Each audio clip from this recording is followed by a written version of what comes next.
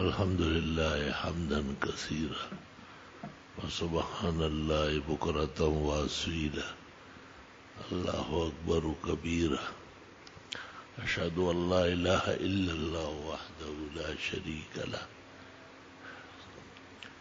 وأشهد أن سيدنا ونبينا ومولانا محمدا أحمد عبده ورسوله أرسله الله تعالى إلى كافة الخلق بين يدي الساعة بشيرا ونذيرا وداعيا إلى الله بإذنه وسراجا منيرا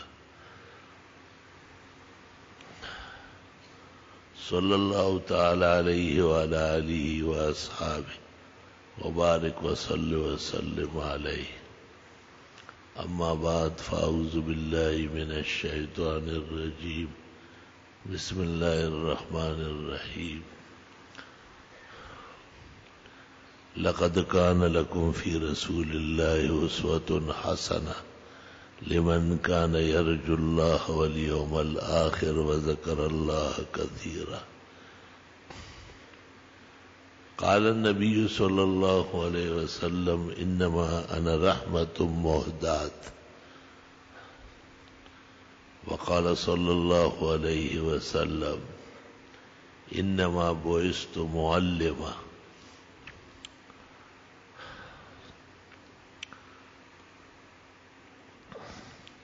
محمد جاء بالقرآن معجزة دامت لنا روضة مهدرة أنفا فاقت حدائقها راقت دقائقها يهدي إلى عينيه نورا ثاقبا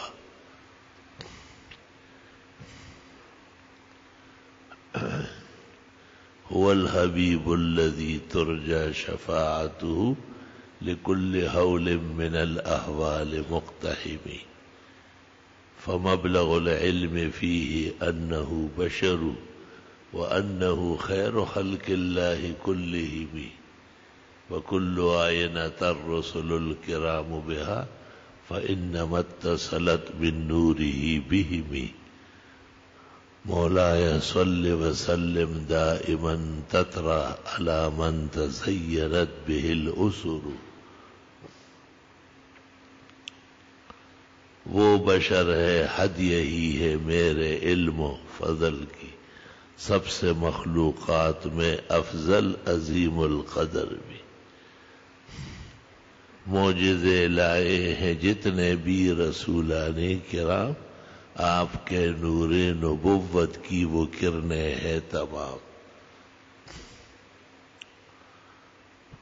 نبوت پا محمد باند تمام شو نشت پسل محمد انبیاء بزرگوں بھائیوں محترم عزیزوں ربیع الاول کا مہینہ ہے اور اس مہینے میں محمد عربی صلی اللہ علیہ وسلم کی تشریف آوری بھی ہوئی ہے اور اس ماہ محترم میں آپ کا ارتحال آخرت بھی 12 ربیع الاول جس کو 12 وفات زبان عام و خاص میں کہا جاتا ہے آپ کی وفات حسرت آیات ہے اور 8 یا 9 ربیع الاول جسے علماء نے تاریخی حدیثی مختلف وجوہ حساب سے ترجیح دیے جیسے تقویم الاسلام میں محمود مصری فلکی نے اور زاہد الکوثری نے مقالات میں شبلی نعمانی نے سیرت النبی میں دیوبند کے شیخ التفسیر مولانا ادریس کاندیلوی نے سیرت مصطفیٰ میں اور ان سے پہلے حافظ عماد الدین ابن کثیر نے السراج المنیر فی مولد البشیر النذیر میں بہت سارے وجوہ سے ترجیح دی ہے کہ رسول اکرم صلی اللہ علیہ وسلم کی ولادت باسعادت 9 ربیع الاول کو ہے۔ اسلام میں نہ ولاد منانا ہے اور نہ وفات منانا ہے۔ اگر ولادت منانی ہوتی تو 1,24,000 انبیاء مبعوث ہوئے ہیں۔ 1,24,000 انبیاء کا ولاد منانا اور ان کا میلاد کرنا یہ امت مسلمہ جن اور انس کے طاقت سے باہر تھا۔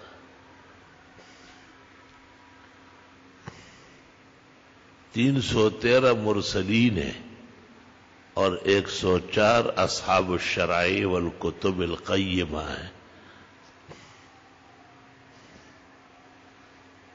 اس لیے پیغمبر نے خود نہ کسی رسول اور نبی کی وفات کے دن کوئی مزید اعمال امت کے لیے بطور نصیحت کے چھوڑے ہیں، اور نہ کسی نبی کی تشریف آوری اور ان کی بعثت اور ان کی ولادت پر کوئی خاص قسم کا رسم برپا کیا ہے۔ دنوں کا منانا یہ اسلامی مقتضا نہیں ہے، بلکہ اپنے آپ کو اس دن کے مطابق اور اس رسول اور نبی کی سیرت اسوہ حسنہ اور حیات جاویدہ کے مطابق بنانا یہ امت کا فریضہ ہے۔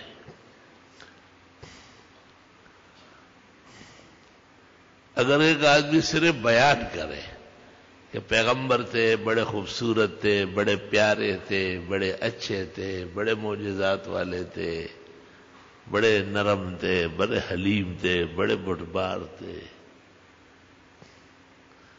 اس سے اس کو کیا ملے گا؟ سر ننگا ہے، چہرہ داڑھی سے خالی ہے، کپڑے مغربی پہنا ہوا ہے، ہر ادا اور ہر آن کذب اور دروغ گوئی کا مظاہرہ عملاً موجود ہے۔ اور اگر ایک آدمی پیغمبر کے مطابق ہے، اس نے اسباب کے درجے میں کوئی مخالفت نہیں کی، سر سے لے کے پاؤں تک اس کا جسم اور جسمانیت وہ پیغمبر کی صداقت اور بعثت کے لیے ایک نمونہ ہے، تو شرائع اس کا اعتبار کرتے ہیں اور اس شخص کو عزت کی نگاہ سے دیکھتے ہیں، کیونکہ یہ صادق ہے اپنے قول و فعل میں۔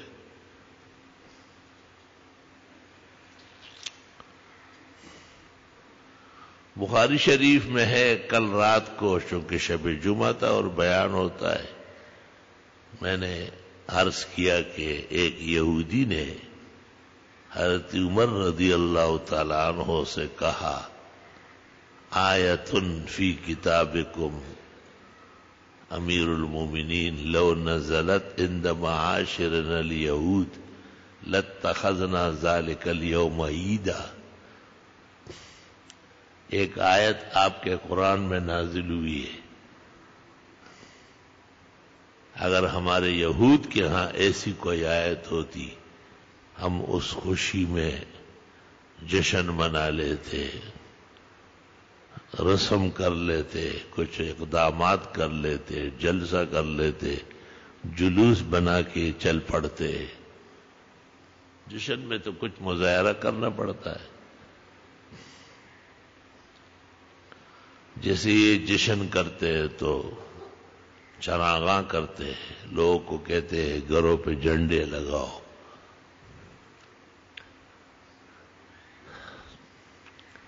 پوچھ کہتے ہیں کہ یہ عید ہے، عید میلاد النبی، یہ وہ عید ہے جو پیغمبر نے نہیں منائی۔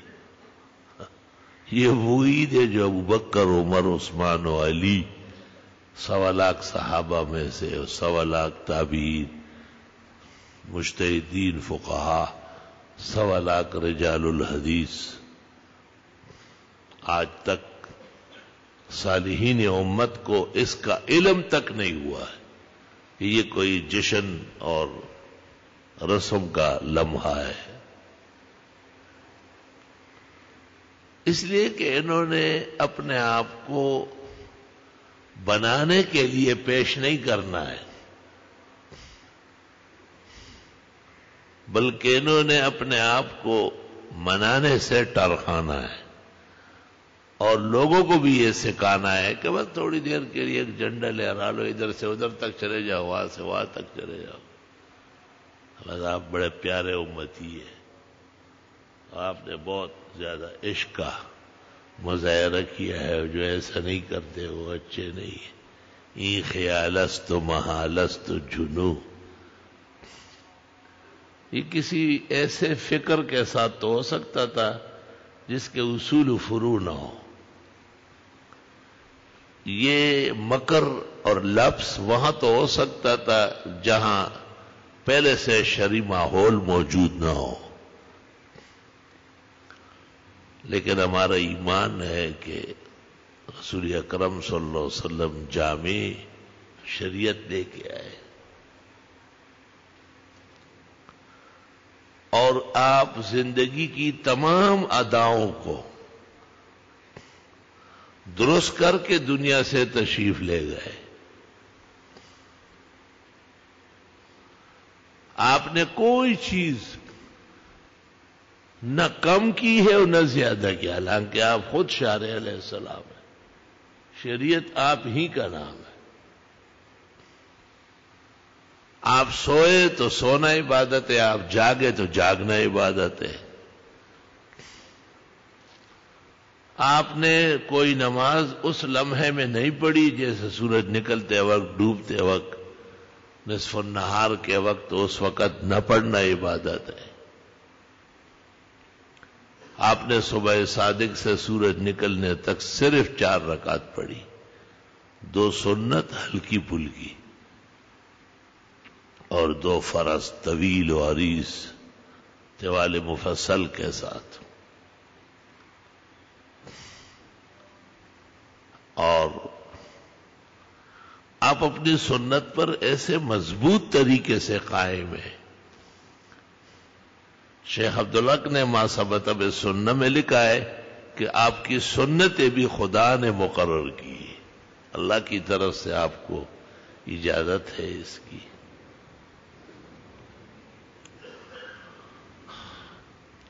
مولانا اشرف علی صاحب رحمت اللہ علیہ نے بڑی اچھی مثال دی ہے سنت کی اور قرآن کی، کہ قرآن شریف تو ایسا سمجھ لو کہ ایک بادشاہ اپنا ایک آرڈر لکھ لے اور معتمد خاص کو کہے کہ اس کو یہاں سے شروع کرو، یہاں تک، الحمدللہ سے شروع کرو والناس تک، ان لوگوں تک پہنچا دو۔ لا يبدل القول لدي وما انا بظلام للعبید، اس میں ایک لفظ آگے پیچھے نہیں۔ لا يأتيه الباطل من بين يديه ومن خلفه تنزيل من حكيم حميد۔ اس کو کلام راز کہتے ہیں، کلام بلا واسطہ۔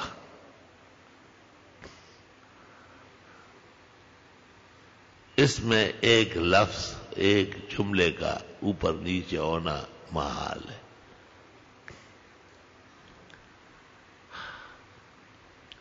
اور آپ خود کتنا اہتمام کرتے تھے۔ فجر کی نماز آپ نے سورت مومن کے ساتھ پڑھائی، صحاح میں ہے، اور ایک جگہ ایسی آئی کہ آپ کو گرانی پیش آئی پڑھنے میں، بعد والی آیتیں پہلے پڑھی اور پہلی پڑھی جانے والی آیتیں مؤخر ہو گئی۔ آپ کو احساس ہوا تو آپ نے رکوع فرمایا، کیونکہ اتنا پڑھ چکے تھے، بلکہ اس سے زیادہ پڑھ چکے تھے۔ نماز ختم ہونے کے بعد آپ نے کہا حل فیکم ابن ام عبد، عبداللہ ابن مسعود موجود ہے، ان کی کنیت ہے ابن ام عبد۔ عبداللہ ابن مسعود نے ہاتھ کھڑا کیا کہ حضرت میں موجود ہوں۔ تیرے ہوتے ہوئے قرآن کریم میں غلطی آ گئی، اور ان پر بہت زیادہ اعتماد تھا عبداللہ ابن مسعود پر، اور آپ نے قرآن کا کہا بھی ہے خذ القرآن عن اربع، 4 آدمیوں سے قرآن حاصل کرو، ان میں عبداللہ ابن مسعود ہے، معاذ ابن جبل ہے، ابی ابن کعب ہے، عبداللہ ابن زبیر ہے، بعض طرق میں سالم مولا حذیفہ ہے۔ قرآن کریم کے ماہرین ہو چکے تھے پیغمبر کی موجودگی میں۔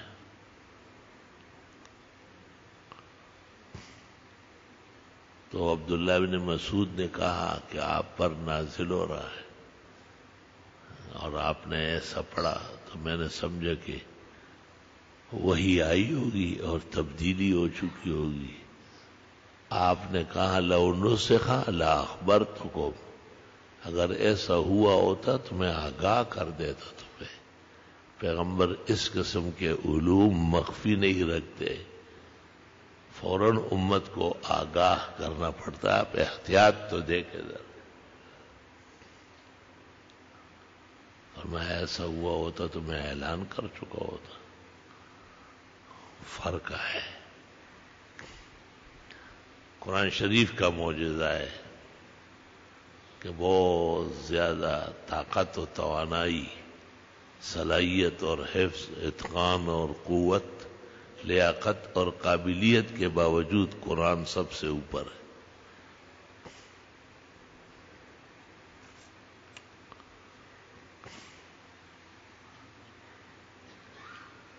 لا الہ الا اللہ وحدہ لا شریک لہ۔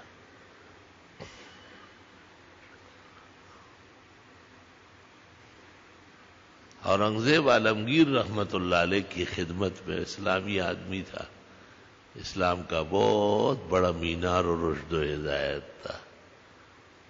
رحمان بابا ان کے بارے میں کہتے اورنگزیب ہویو انورو، ہندوستان پہ منور ہو۔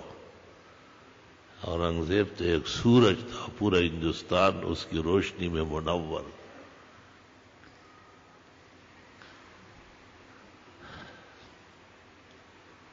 ایک شخص یاقوت اور قیمتی پتھروں کی سیاہی سے قرآن شریف لکھ کے لایا۔ بادشاہ بہت زیادہ قدردان تھا، اور دینی چیزیں جب کوئی پیش کرتا تو حضرت کھڑے ہو کر کے وصول کرتے اور سر جھکایا ہوا ہوتا۔ بہت اللہ نے ان کو تواضع دی تھی۔ بادشاہوں کے گھر میں ایک صحابی و صفت اور ملکوتی شخص پیدا ہوا تھا۔ ہندو مورخوں نے زیادتی کی ہے، ان کو بھائی اور خاندان کے بارے میں ایک خونخوار دکھایا ہے۔ ان کے قلم سے اور لکت سے یہی توقع تھی کہ جو بت کا سجدہ کرے اور گائے کا پیشاب پیے، وہ اورنگزیب جیسے بہترین انسان کی قدر و منزلت کیوں بیان کرے؟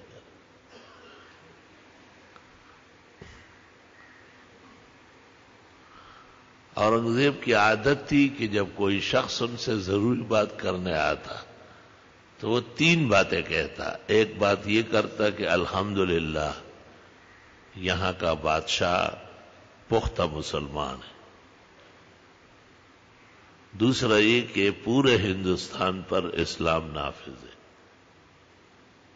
اور تیسرا یہ کہ قطعاً اسلام کے خلاف کوئی کام نہیں ہو سکتا۔ یہ ناقابل برداشت۔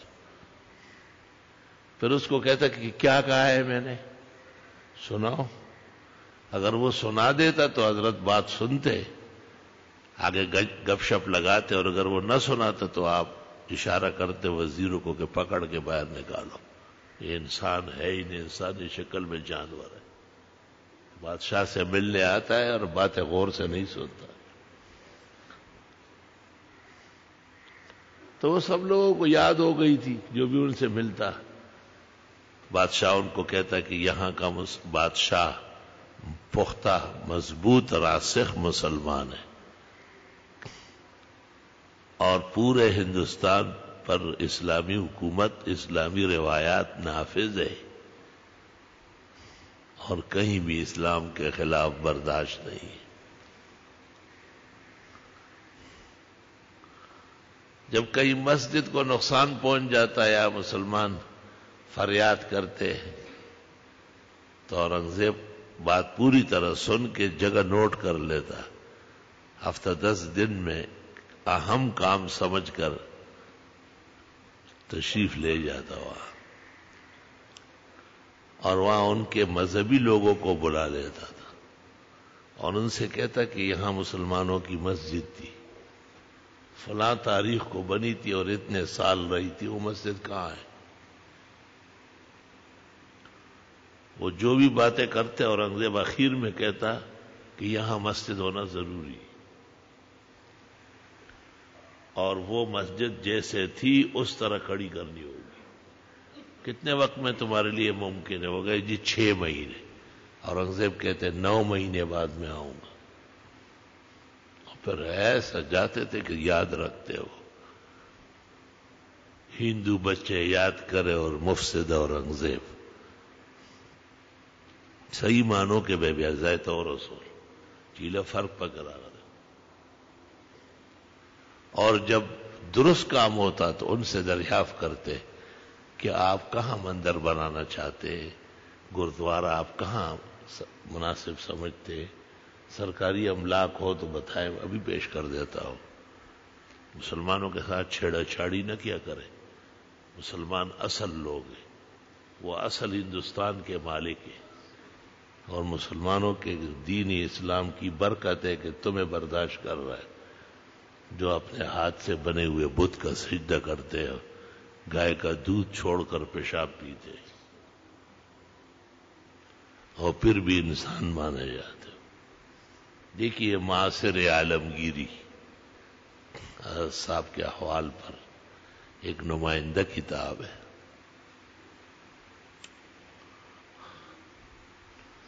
اللہ تعالیٰ نے اگر زندگی دی اور مجھے توفیق ہوئی اور میری صحت نے بھی ساتھ دیا، اور اصل تو اللہ کا فضل، احسان، کرم، نصرت ہے جو روح سے بڑھ کر طاقتور ہے، تو میں مسلمان بادشاہ کے حالات پر ایک نمائندہ کتاب لکھوں گا جو میری نجات اور شفاعت کا باعث ہوگی۔ ہمایوں مغل نے صحیح کہا ہے، لکھ دوں کتاب عشق پر ایک ایسا داستان جس کا جواب دے نہ سکے ساتوں آسمان۔ جب کسی رات میں ہم تم پہ غزل کہتے ہیں، انہی راتوں کو تو ہم شب وصل کہتے ہیں۔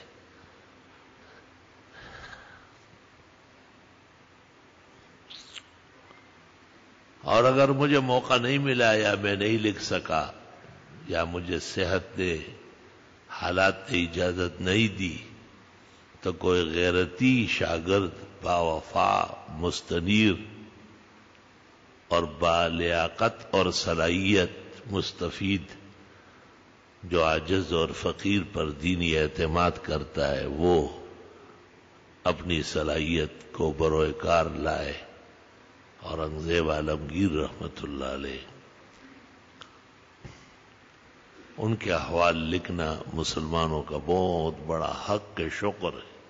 مسلمانوں کو اپنے بڑوں سے آگاہ کرنا بہت ضروری ہے۔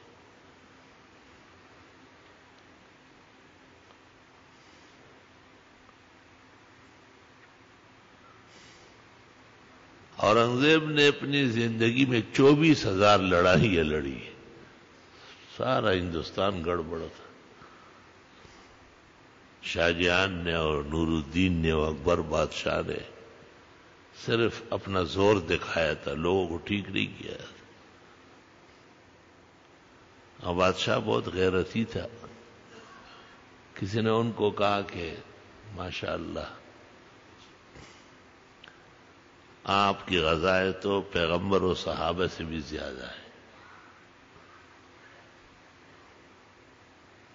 تو بار بار پھر پانی منگواتا تھا، وہ منہ دھوتا تھا، کہا اس نے ہے اور زہر میرے منہ میں آیا۔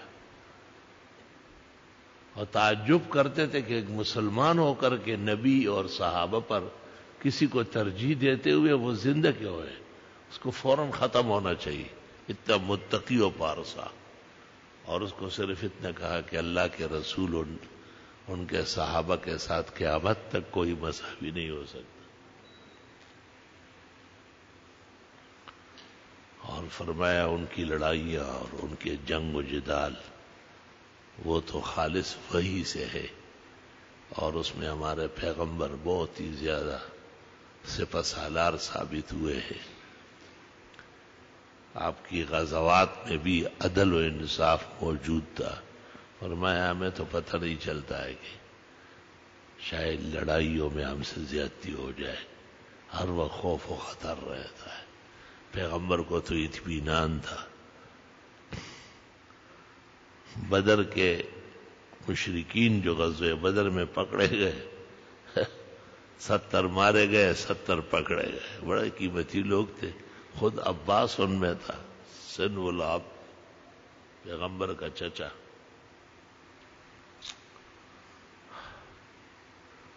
اور پھر یہ فیصلہ ہونے لگا، مشورہ ہوا کہ ان کو چھوڑا جائے یا قتل کیا جائے۔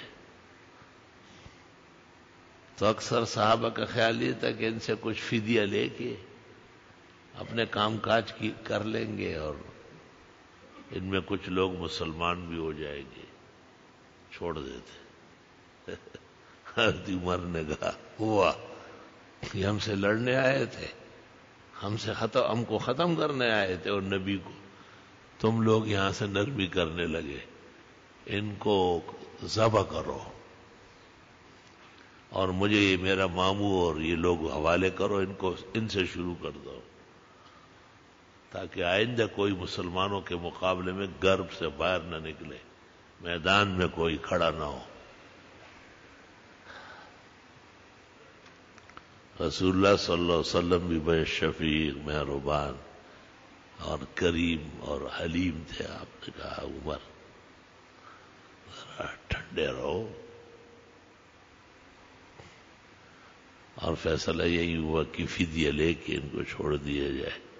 قرآن شریف میں اتنی سخت آیتیں نازل ہوئی، حق تعالیٰ نے کہا نبی کو اور اس کے ساتھ والے مسلمانوں کو جائز نہیں ہے کہ وہ دنیا کی چیزوں کو لے اور دشمنوں کو چھوڑے۔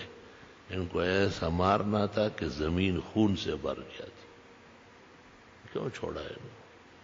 عمر کی تائید ہو گئی،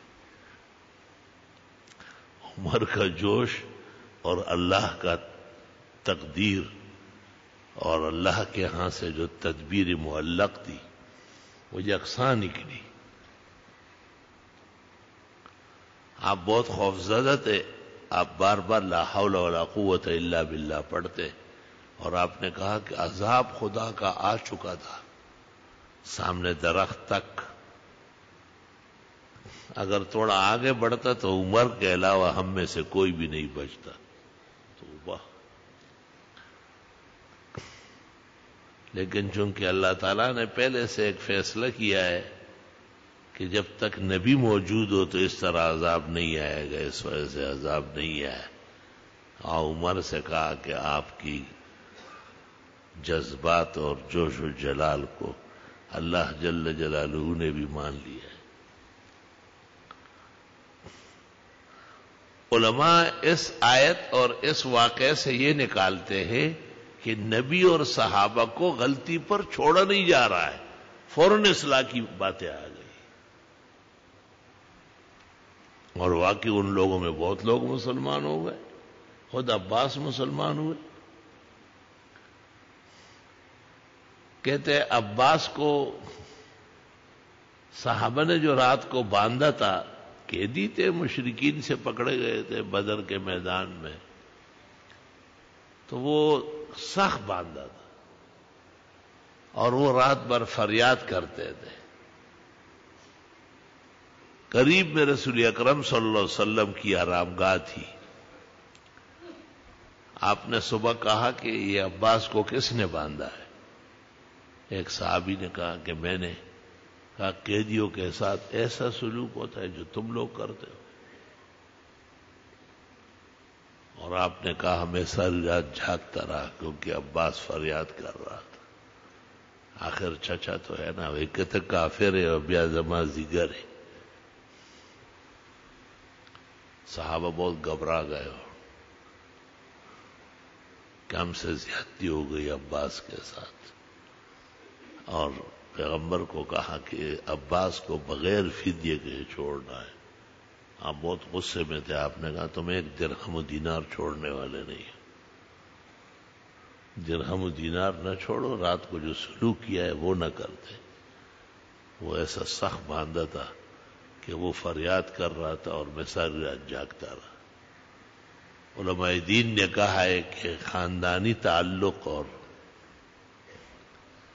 بشری محبت وہ کہیں نہیں جاتی۔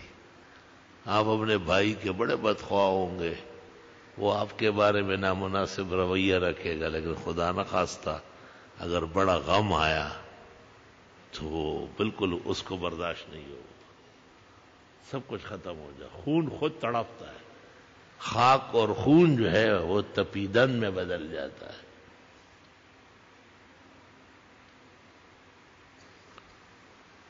میں نے ایک عجیب واقعہ دیکھا ہے۔ 1988 میں وہاں ریون جانا ہوا سالانہ اجتماع میں، اور وہاں سے پھر گھر گئے، وہاں ایک بڑے عالم سے، استاد العالم جامع المنقول والمعقول، ان سے ملاقات کے لیے گئے۔ رات کا وقت تھا، منصور بھائی گاڑی چلا رہے تھے، ایک ایسا موڑ آیا کہ اس کو نظر نہیں آیا، گاڑی 120 کے رفتار سے روڈ سے نیچے گر گئی، ٹانگ ٹوٹ گئی، اور استاد محترم مولانا عبدالحنان صاحب کی کمر کی ہڈی ٹوٹ گئی۔ توبہ، 90 سال عمر تھی اس وقت۔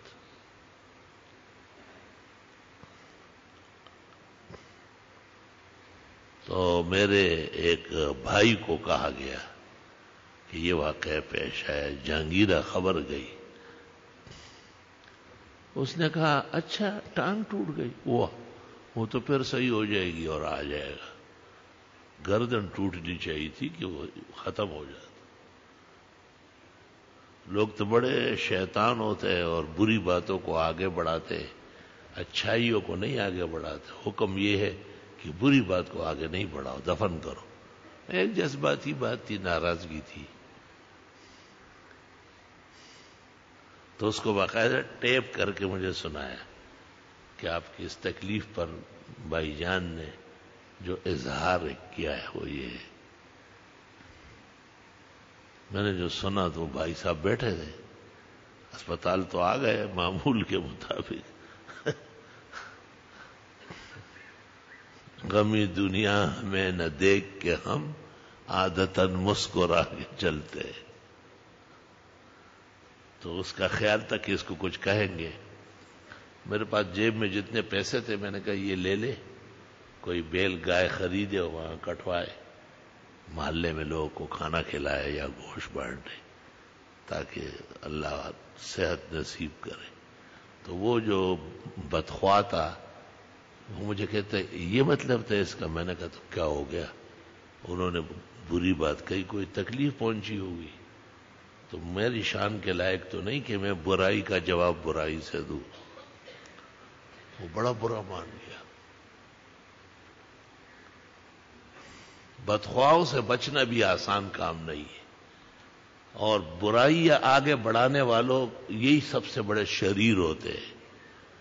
کہہ دیے تو ختم ہو گیا، کیا فرق پڑتا ہے. لیکن اس نے اس کو محفوظ کیا. 2-3-4 دن بعد وہ رات آئی جب ڈاکٹروں نے فیصلہ کیا کہ اب یہ ٹانگ کا آپریشن ہے. اور میں ویسے بظاہر کوئی تکلیف میں نہیں تھا، ٹانگ ٹوٹی تھی، بستر پہ لیٹا ہوا تھا، لیکن مجھے کوئی درد نہیں تھا. یہ بڑی عجیب بات ہے.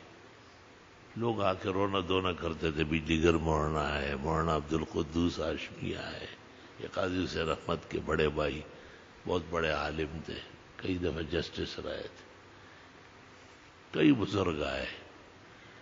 بجلی گر جب آیا اور دیکھتے ہی کہا کہ اول دتے سو شعرونه ویما چې دا درد ختم شي او دا جندون د چې به جوړ کله نه جوړای او سخده نه چې به تل تر تله جوړای. اس زمانے کے مقتدر محدث قیمتی انسان مولانا حسن جان تشریف لائے. فرمایا وہ اخبار میں پڑھا، بہت تکلیف پہنچی. میرے کیا کام ہے، ہمارے یہاں چھٹی ہے. میں نے کہا بخاری ترمذی شروع ہو چکی اور پتہ نہیں کتنے دن اسپتال میں رہوں گا، آپ تشریف لے جائے، سبق پڑھائے. پہلے سے تعلقات بہت تھے. حضرت نے کہا میں حاضر ہوں. مزمل بھائی نے فوراً ہوائی جہاز میں سیٹ اوکے کی، وہ تشریف لے آئے، سبق شروع ہو گئے. لیکن بڑی حیرت کی بات یہ ہے، جو آپ کو صرف اس لیے سناتا ہوں کہ اپنے ہی ہوتے ہیں، باوجود برے لفظ کہنے کے خون کا درد اور اپنی ہمدردی وہ نہیں ختم کر سکتا ہے.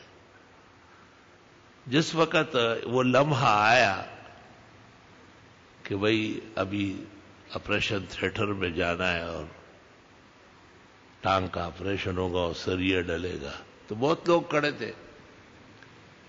اس زمانے کے بریگیڈیئر جواد سیاہ چند سے آیا ہوا تھا، کراچی کے 10 ساتھی ہمارے معتقدین اور دینی اعتماد کرنے والے پورے حال بھرے ہوئے تھے. اسپتال میں ہم نے اس کمرے کے ساتھ دیگر پرائیویٹ کمرے بک کرائے تھے ہمارے اچھے ساتھیوں نے کہ کراچی کے مہمانوں کو تکلیف نہ ہو. لیکن بڑی عجیب بات ہے کہ میرے وہی بھائی جس نے ایسی نامناسب بات کہی تھی وہ بھی دیوار کے ساتھ کھڑے تھے، لیکن ان کے جسم میں خون نہیں تھا اور اس کا رنگ بالکل ہرا و پیلا تھا. میں نے کہا دیکھو یہ اس نے جملہ جو پہلے کہا ہے وہ ایسے ہی جذباتی جملہ ہے اور اصل ابھی سب اپنے آپ سے بے خبر ہے اور پورے جہان کھڑا ہے، کوئی ہنس رہا ہے، کوئی گپ شپ لگا رہا ہے. وہ تو رسمن آتے ہیں، لیکن اپنے جو ہے وہ ان کا خون، ان کی زندگی. بس بھائی صاحب تھے جو جان میں نے ان کو تسلی دی. میں نے کہا ایسی کوئی بات تو نہیں، ٹانگ ہے، ٹانگ تو ٹھیک ہو جاتی ہے، آپ ایسے پریشان ہیں. میں نے باوجود ہی تکلیف کے ان کو ہنسانے کی کوشش کی. میں نے کچھ بھی نہیں، ابھی چند منٹوں میں ٹانگ صحیح ہو جائے گی، واپس آ جاؤں گا. تو اس لیے علماء کہتے ہیں کہ اپنے خون، اپنے عزیز و اقارب، ان کی صلہ رحمی سے کبھی غافل نہ ہو. وہ جانان دے بد کڑی ہو زبا خکڑا خپل بد بے ہیر شی ہو زما خبر جڑوی. پشتو میں کہتے ہیں اپنے برا کرے، ہم نہیں کریں گے، ہم اچھا ہی کریں گے. اور ایسا بھی کہتے ہیں کہ جانان دے بد کڑی ہو زبا خکڑا خپل بد بے ہیر شی ہو زما خبر خدے بد بد و سزا خپل ور کبھی. تو اللہ تعالیٰ ان کو برائی کی سزا بھی نہ دے، اللہ ان کو معاف کرے. یہ پیغمبر کی سیرت ہے، یہ اصل میلاد ہے کہ پیغمبرانہ اخلاق، پیغمبرانہ شیم، پیغمبرانہ کمال جمال، لوگوں کے ساتھ حسن سلوک، اپنے اعزاء اور اقربا کا باوجود اس کے کہ وہ تلخی دکھائے، آپ شیرینی دکھائے. بس ایک ہی حدیث سناؤں، میرے قصوں سے کیا بنے گا؟ سنانا تو اس پیغمبر کی باتیں ہیں جو پوری دنیا کے اندھیرے کو روشن کرنے آئے، جو کافروں کو مسلمان کرنے آئے، جو دشمنوں کو دوست بنانے آئے، جو خدا سے دور والوں کو قریب اور جنت الفردوس بھیجنے کے لیے آئے، وہ پیغمبر کہتے ہیں سل من قطع کا، آپ سے رحمی کرے جنہوں نے آپ کے ساتھ رشتہ کاٹا ہے، واعف عمن ظلم کا، معاف کرو جنہوں نے آپ کے ساتھ ظلم کیا، بابا معاف ہے، معاف، واحسن، اور احسنی اخلاق دکھاؤ، بہترین سلوک کرو، الی من اساء الیک، جنہوں نے آپ کے ساتھ برا سلوک کیا ہے، یا رب صلی وسلم علیہ۔ یہ 3 جملے یاد رکھے جائے، پوری زندگی جناب رسول اللہ صلی اللہ علیہ وسلم کی سیرت و صورت کے مطابق بن کے رہے گی۔ صرف منانے سے کام نہیں چلے گا، بلکہ اپنے آپ کو بنانا پڑے گا۔ یہی صدق اور کذب کا فرق ہوگا۔ اللہ ہمیں صدق، سچائی اور پوری مضبوطی سے پیغمبر اسلام کے لائے ہوئے شریعت کو اپنانے، سمجھنے اور مسلمانوں کائنات کو سمجھانے کی توفیق عطا فرمائے، اور اس محترم مہینے کے بدعات اور رسوم سے اللہ امت مسلمہ کو محفوظ فرمائے۔ وآخر دعوانا الحمدللہ۔ جو نمازی صفوں میں بیٹھے ہوئے ہیں، اذان اول کا جواب دیں گے یا خاموش اذان اول کا جواب دینا چاہیے؟ اگر کوئی تلاوت پہلے سے مشغول ہو تو تلاوت جاری رکھے، جو تلاوت کر رہے ہیں ان پر اذان کا جواب نہیں۔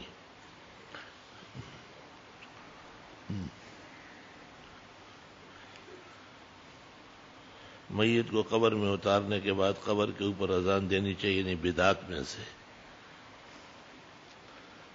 تقریر میں آپ نے فرمایا 313 مرسلین آئے، 104 صاحب شرائع، اس کی وضاحت، یعنی انبیاء جو تعداد ہے وہ بڑی ہے، اور ان میں اصحاب الرسل انک لمن المرسلین یہ 313 ہے، اور 100 صحیفے ہیں، اور 4 بڑی کتابیں، 104 شرائع۔ آج کل عورتوں کا نماز جمعہ، نماز تراویح جماعت مسجد پڑھنا شرعاً کیسا ہے؟ ناپسندیدہ ہے۔ صلاتہن فی بیوتہن خیر لہن، پیغمبر نے کہا ان کی نماز گھروں میں، کمروں میں، تہخانوں میں زیادہ پردہ پوشی سے پڑھنا بہتر ہے۔ بعض لوگ رخصت کرتے وقت کہتے ہیں اللہ اور رسول مدد، یہ کہنا کیسے ہے؟ میں نے نہیں سنا ہے۔ اللہ تو مدد فرماتے ہیں، رسول کے لیے کہنا شرک ہے، اور اگر یہ خیال ہو کہ اللہ کے سوا بھی کوئی اور مدد غائبانہ کرتے، ایمان خطرے میں ہو جائے۔ یاقوت یا مرجان کی انگوٹھی بائیں ہاتھ پر لگانا، یاقوت و مرجان کیوں لکھ رہے ہیں؟ کوئی بھی چیز ہو۔ ہاں، ان کا یہ خیال ہے کہ یہ الفاظ چونکہ قرآن میں آئے، قرآن میں آنا دلیل نہیں ہے اس کی کرامت کی۔ قرآن میں فرعون بھی ہے، جہنم بھی ہے، شیطان بھی ہے، تو یہ محترم تھوڑا ہی ہے، اس لیے دائیں ہاتھ کے بجائے بائیں میں پہننا چاہیے۔ اہل سنت والجماعت کا شعار ہے، قاضی خان اور بحر میں لکھا ہے کہ وہ انگوٹھی یا اس پر قیاساً گھڑی وہ بائیں ہاتھ میں پہننا چاہیے۔ دائیں ہاتھ میں جس نے انگوٹھی یا گھڑی پہنی ہے اس کے ایمان یا عقل میں ضرور کمی ہے۔ زقوم تفسیر عثمانی میں بیان ہوا ہے کہ اس کا ذائقہ اتنا کڑوا ہوگا کہ اگر انسان چکھ لے 3 دن اس کا کرواٹ نہیں ختم ہوگا، اور اسٹرابیری تو بہت میٹھا ہے، اگر خوشی اچھی طرح پک جائے تو کیا کوئی کہہ سکتا ہے کہ وہ سالن نہیں ہے؟ چھٹپٹے تو بہت زیادہ ہے، لیکن ہے حرام ناجائز۔ ذائقہ کی وجہ سے کوئی چیز حلال ہوتی ہے۔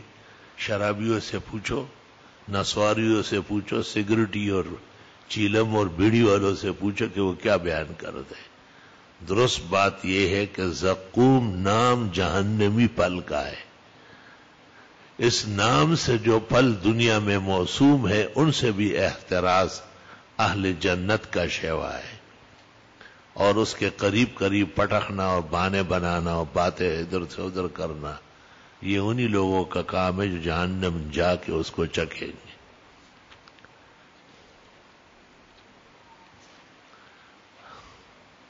ہم ایک قائد جمعیت پر تنقید کرتے سنا، آپ ایک ایسا انداز میں کرتے ساتھی، ان کی تعریف کے جو لائق ہے وہ تعریف ہے، اور جو مذمت ہے وہ ان کے بعد سیاسی داؤ پیچ کی، دونوں باتیں جمع ہو سکتی ہیں۔ حسن و قبیح قبیح۔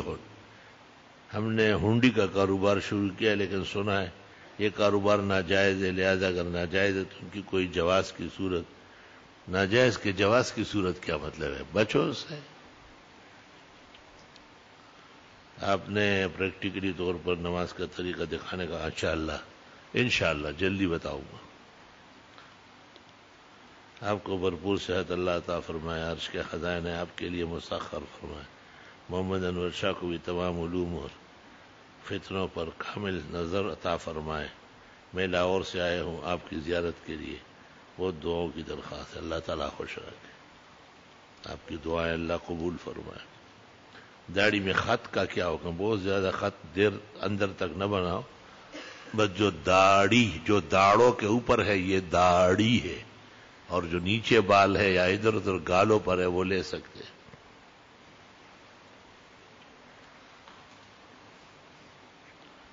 وتر کے بعد نہ تہجد پڑھنا ہے نہ کوئی اور نفل نماز، حالانکہ آپ پر تہجد فرض تھا تو آپ پہلے پڑھتے تھے نا۔ بخاری شریف میں ام المومنین حضرت عائشہ فرماتی ہے آپ نے وتر رات کے شروع میں بھی پڑھے ہیں، بیچ میں بھی پڑھے ہیں، وانتہا وترہ الی السحر، آخر کار آپ کا وتر سحری میں جا پہنچے تھے۔ یہ وہ وقت تھا جب آپ نے کہا کہ وتروں کے بعد نفل نہ پڑھو، اور جب بھی آپ نے تہجد پڑھی ہے 12 رکعت تو اس کے بعد آتا ہے ثم اوترا، پھر آپ نے وتر پڑھے، ثم جاء المؤذن فاذن فقام فصلى رکعتین خفیفتین، اس کے بعد تو بس اذان فجر اور 2 رکعت ہلکی پلکی سنت، اور ثم خرج فصلى بالناس، بخاری مسلم تمام معتبرات بھرے پڑے۔ تفصیل کے لیے احسن التر دیکھ لینا، اس پر تو میں نے کتاب لکھی ہے۔ آپ نے رمضان شریف میں وتروں کے بعد تہجد پڑھے ہوں گے، تیرے جیسے جاہل تو لکھ سکتا ہے، محدث نہیں لکھ سکتا ہے، اس کو پتا ہے کہ تراویح کیا چیز ہے۔ تراویح 8 رکعت قیام اللیل ہے اور 12 رکعت تہجد ہے، یہ ملا کر اس کے بعد وتر پڑھائے تاکہ لوگ آرام سے گھر جا کے تسلی سے آرام کرے۔ ان کو یہ معلوم نہیں تھا کہ ان کو نفلوں کے نام پر خارش پیدا ہوئی ہے، اور یہ 20 رکعت تراویح کو کالعدم سمجھتے ہیں۔ دیکھیے مولانا انور شاہ صاحب کی شرح بخاری، فتح القدیر میں بھی وتر کے بعد بھی کوئی تراویح پڑھے تو اس طرح نہیں لکھا ہے، کچھ جھوٹ بول رہے ابن الامام پر۔ ابن الامام کی عبارت سنو غور سے اور کان کھولو اور توبہ کرو بزرگوں پر جھوٹ بولنے سے۔ ابن الامام کہتے او ترا اول اللیل، کسی نے شروع میں وتر پڑھ لی ہے، ثم قام وصلى رکعتین لا يعيد الوتر ثانیا ولزمه ترک المستحب المفاد من قوله صلی اللہ علیہ وسلم اجعلوا آخر صلاتکم باللیل وترا بلفظه، محقق ابن الامام فتح القدیر۔ کسی نے وتر شروع میں پڑھے پھر اخیر میں اٹھا اور کچھ نفل پڑھ لیے، تو صحابہ کہتے تھے کہ وتروں کے بعد جب نفل پڑھے جائے تو وتر ٹوٹ گئے۔ خود بخاری ترمذی میں ہے کہ نقض وتر کے صحابہ قائل تھے۔ اگرچہ درست بات یہ ہے کہ وتر دوبارہ نہ پڑھے، مگر ابن الحمام کہتے یہ وتروں کے بعد نفل پڑھنا اس کا ثواب نہیں ملے گا، لزمہ ترک المستحب، اس نے مستحب کے خلاف کیا۔ تو مستحب کے خلاف کیا ہوتا ہے؟ یا حرام ہوتا ہے یا مباح ہوتا ہے، اس کا اجر نہیں ہوتا۔ تم سمجھنا نہیں چاہتے۔ مجال ہے کہ کسی معتبر کتاب میں وتروں کے بعد نفل کی گنجائش ہو، مجال نہیں۔ اگر کسی بندے کو 27 سال بعد غسل کا طریقہ پتہ چلے تو اس پر عمل تو کرے گا، لیکن کیا اس کا کوئی کفارہ بھی ہے؟ غسل کا کیا طریقہ ہے؟ جو غسل کا یہ عام طریقہ ہے، کلی کرو، ناک صاف کرو، پانی پر جسم پر پانی بہاؤ. 27 سال تم نے یہی کیا ہے، اور غسل خانے میں کرکٹ کھیلا ہے؟ کیا کیا ہے؟ خامخواہ اپنے لیے 27 سال کا کفارہ ڈھونڈ رہے. جو بات کہی بخدا لاجواب کہی. کسی کی تعظیم میں کھڑا ہونا کیسا؟ یہ مسئلہ اختلافی ہے، جمہور اس کی اجازت دے رہا ہے. احناف کے فقہ کے متون کتنی ہے؟ 4 ہے. بدعتی اور غیر مقلد میں کیا فرق ہے؟ جیسے 150 اور 150 میں فرق ہے. ایسی کتاب جو ہدایت کے متون کا مجموعہ ہو، ہدایت کے متون کا مجموعہ حاکم شہید نے جمع کیا تھا، لیکن وہ رائج نہیں ہوئی، اور انہوں نے امام محمد کی کتب سے ترجمہ کی ہے، وہ رائج ہو گئی ہے الکافی کے نام سے.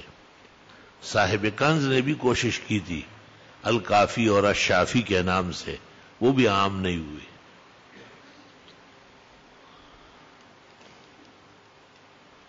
اومیزہ کا کیا معنی ہے پتہ نہیں. آپ کوئی کٹمل لکھے تو اس کے معنی میں کروں گا. میں کوئی لغت تو نہیں پڑھانے بیٹھا ہوں، شریعت پڑھانے بیٹھا ہوں. میرا اندرون سندھ کا کاروبار ہے، میرا بہت سارا پیسہ پھنسا ہوا ہے. کراچی بھی جن لوگوں سے قرض لیے ہے کام کے لیے، وہ بھی تنگ کر رہے. اللہ سے مدد مانگو. کسی نے پرندے پر تیر چلایا بغیر زخمی کے گر گیا، مر گیا، تو کیا وہ شکار حلال ہے؟ اگر اس نے بسم اللہ اللہ اکبر پڑھ کے مارا ہے تو پھر حلال ہونا چاہیے. پنجپیری کہتے کہ ایک شخص نبی کی قبر کے پیچھے کھڑا ہو کر درود پڑھتا ہے، نبی نہیں سنتے. یہ اختلاف تو ہے، لیکن مولانا پنجپیر کا یہ عقیدہ نہیں ہے. شیخ القرآن نے کہا ہے کئی جگہ کہ روز رسول پر یا انبیاء کے قبور کے پاس سما برحق ہے. تفصیل کے لیے شیخ القرآن مولانا غلام اللہ خان کی تفسیر جواہر انک میتم و انہم میتون پر شیخ لکھتے ہیں، باقی رہا عقیدہ حیات انبیاء کا، یہ اہل سنت والجماعت کا اجماعی عقیدہ ہے، اس کا کوئی منکر نہیں ہے.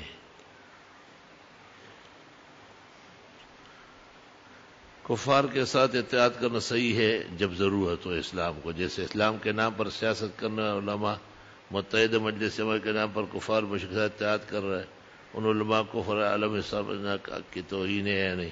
یہ آپ کی چٹ پٹی بات ہے. خواہ وہ مولوی ہے، ٹھیک ٹھاک عالم ہے، اس کی جماعت میں ہزاروں جید علماء ہیں، ان کی مجلس شورا ہے، مجلس مشاورت ہے، سب باتیں. اور مولانا ایسے گرے پڑے مولوی نہیں ہے، ٹھیک ٹھاک عالم ہے.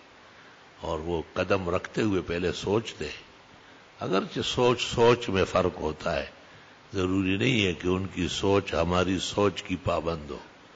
ان کے سامنے جو عوامل ہے، باعث ہے، ضرورتیں ہے، وہ ہمارے سامنے نہیں ہے.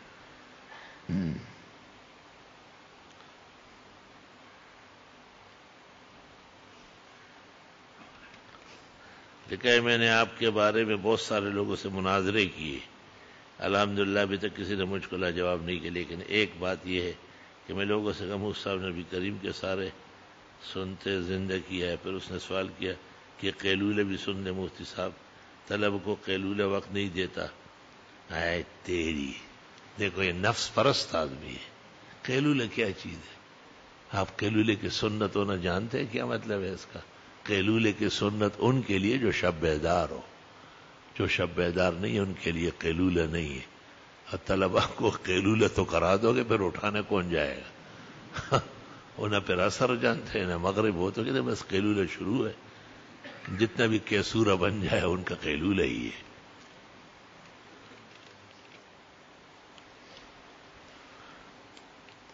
ایک لڑکی بات دی طویل تحریر دارالفتہ میں بھیج دیں. یہ طویل تحریروں کی جگہ نہیں ہے.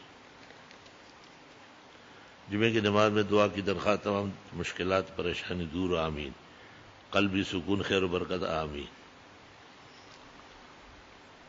جمعے کی نماز میں دعا کی درخواست ہے، نام زوج غلام نبی ہے، جمعرات کو آپریشن ہوا ہے، زوج غلام نبی کو رحمت کامل اور عافیت آمین. مدرسے کا طالب ہو گیس بیماری لائے کہ کھانا کم کھاؤ، مدرسے کے طالب ہو لیکن کھانے کی ٹینکی ہو. ہر گیس کے مریض کو فاقہ کرواؤ، بس دہی استعمال کرے اور فاقہ کرے. جس نے اس کو کہا ہے کہ آپ ضرور کھانا کھائیں وہ اس کا بدترین دشمن ہے. پیٹ میں جب تندور گرم ہی نہیں ہوگا تو آگ کہاں سے بڑھکے گی؟ آپ کھانا برائے نام کھائے، گوشت، سبزی، دال، چاول کم کر لے، البتہ شوربہ، یخنی، دودھ، دہی یہ بڑھا دے، فائدہ ہوگا انشاءاللہ. اللہ آپ کے والدین کو جنت میں جگہ دے، آمین. آپ کا اور انور شاہ کا سایہ قائم دے، آمین آمین. جزاکم اللہ خیر. ہر مسلم میں بیمار ہو دعا کرو شفا کے لیے، آمین. تمام نمازی ہے پتہ ان کی دعا کریں، گھر والے بے نمازی اللہ ان کو نمازی بنائے. میری بچی کے لیے نیک رشتے کے لیے دعا کرے، آمین. اللہ آسان کرے. اللہ آپ کو لمبی و عزت کی عمر عطا فرمائے. ہم نے سنا ہے کہ آپ نے حضرت خضر کو دیکھا ہے. کتنے خضروں کو دیکھا ہوگا؟ تو ایک خضر رو رہا ہے، یہ بیٹھا ہوا یہ خضر سے کم ہے. دیکھو الحمدللہ رب العالمین. نستغفرک اللہم و نسألک السلام والعافیہ. لا الہ الا اللہ وحدہ لا شریک لہ، لہ الملک و لہ الحمد وعلی کل شیء قدیر.